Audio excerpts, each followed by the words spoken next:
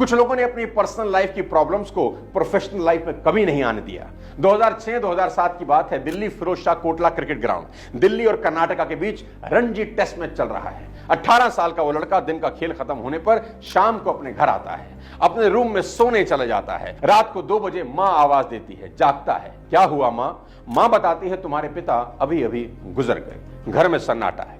वो लड़का रात को अपने क्रिकेट कोच को, जो इस वक्त ऑस्ट्रेलिया में है, सिडनी में, 2 बजे कॉल करता है। उनको कॉल करके बताता है कि पिता नहीं रहे, सुबह क्रिमेशन है और सुबह मैच भी है, बैटिंग करने जाना है, टीम को भी मेरी जरूरत है, क्या करूं?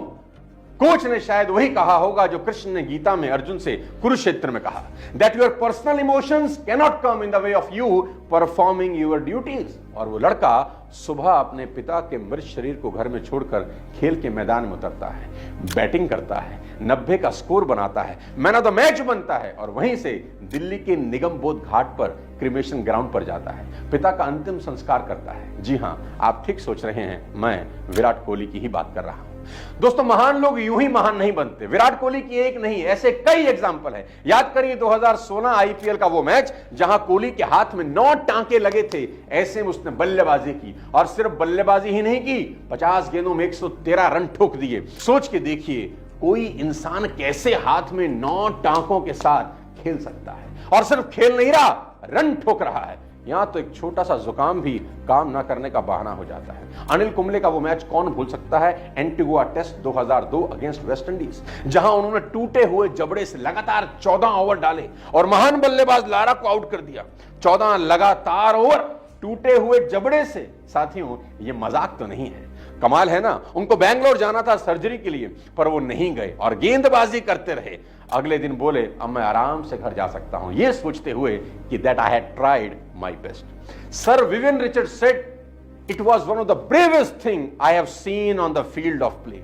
ये बताता है कि प्रोफेशनल लाइफ में वही लोग महान बनते हैं जो पर्सनल दुख तकलीफों के लिए हाय तौबा नहीं मचाते। यहां तो हल्का सा सर का दर्द ही काफी है छुट्टी लेने के लिए। दोस्तों, विराट कोहली और अनिल कुंबले जैसी डेडिकेशन जब आपके काम को लेकर आपको होती है, कोई भी पर्सनल प्रॉब्लम आपको आपका कर्म करने से नहीं रोक सकती। आप इतिहास में अमर हो जाते हैं और इतिहास आपकी शौर्य गाथा सुनहरे अक्षरों में लिखता है। दोस्तों, ऐसे भी लोग इस दुनिया में हुए हैं जिन्होंने अपनी जान तक गंवा दी अपना कर्म करते हुए। कल्पना चावला को आप कैसे भूल सकते हैं? अंतरिक्ष में जाने वाली पहली भारतीय महिला कल्पना चावला की मौत 1 फरवरी 2003 को अंतरिक्ष से वापस लौटते हुई। कल्पना अक्सर कहा करती थी कि मैं अंतरिक्ष के लिए ही बनी हूं, हर पल अंतरिक्ष के लिए बिताया और इसी के लिए मरूंगी। यह बात उनके लिए सच साबित हुई। कोलंबिया डिजास्टर स्पेस दुर्घटनाओं की सबसे बड़ी त्रासदियों में से एक है। 1 फरवरी 2003 को नासा का अंतरिक्ष यान कोलंबिया अपने स्पेस ट्रेवल के बाद 7 क्रू मेंबर्स के साथ पृथ्वी पर लौट रहा था। पृथ्वी पर लौटते हुए कोलंबिया वायुमंडल में प्रवेश करते ही दुर्घटना का शिकार हो गया। लोगों ने आसमान से आग का गोला धरती पर गिरते हुए देखा। देखते ही देखते अंतरिक्ष यान और उसमें सवार 7 यात्रियों के अवशेष टेक्सास नामक शहर पर बिखरने लगे।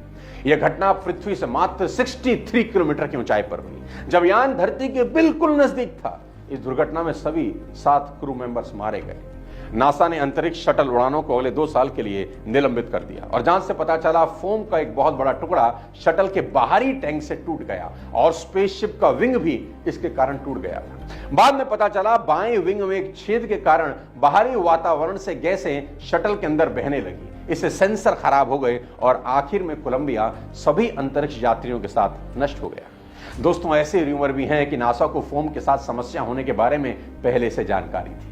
कोलंबिया की उड़ान भरते ही नासा को पता चल गया था यह यान वापस नहीं आएगा, लेकिन क्रू को यह नहीं बताया गया ताकि वो अपना मिशन पूरा कर सके।